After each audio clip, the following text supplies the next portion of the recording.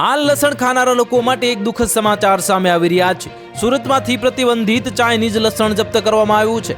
સુરત ખેતીવાડી ઉત્પન્ન બજાર સમિતિમાંથી પ્રતિબંધિત ચાઇનીઝ લસણ જપ્ત કરાયું છે અને આ લસણ સુરત એપીએમસીમાં વેચાણ માટે જે મૂકવામાં આવ્યું હતું અને ત્યારે સુરત એપીએમસીમાં વેચાણ અર્થે આ મૂકવામાં આવેલ લસણ પર એપીએમસીના સ્ટાફને શંકા જતા તેમણે તાત્કાલિક ક્રોસ વેરિફિકેશન કર્યું હતું।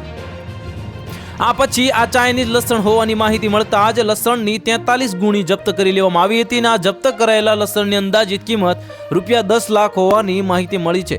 જણાવી દઈએ કે ગયા વર્ષે સપ્ટેમ્બરમાં પણ ચાઇનીઝ લસણનો મુદ્દો ઘણો ઉછળ્યો હતો, જ્યારે ગોંડલ માર્કેટિંગ યાર્ડમાંથી ચાઇનીઝ લસણ મળી આવ્યું હતું।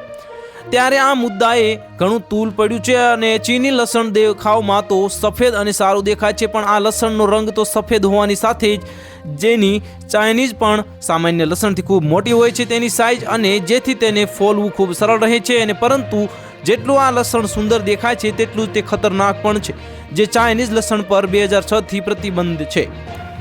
આ ચાઇનીઝ લસણના ગયા વર્ષે ગોંડલ માર્કેટિંગ યાર્ડમાં હરાજી માટે પહોંચી ગયા હતા, ત્યારે આ લસણ હાલમાં સુરત એપીએમસીમાં વેચાણ માટે મૂકવામાં આવ્યું હતું અને લસણની 43 ગુણી હતી, જેની કિંમત અંદાજે ₹10 લાખ હોવાની જાણવાઈ રહ્યું છે। તો હાલ માટે આટલું જ। મળીશું નવી અપડેટ સાથે। જો તમને અમારા વિડીયો પસંદ આવતા હોય તો વિડીયોને લાઇક કરી દેજો, ચેનલને સબસ્ક્રાઇબ કરી બાજુમાં આવેલા બેલ આઇકનને દબાવી દો, જેથી તમને આવા સમાચારની અપડેટ મળતી રહે।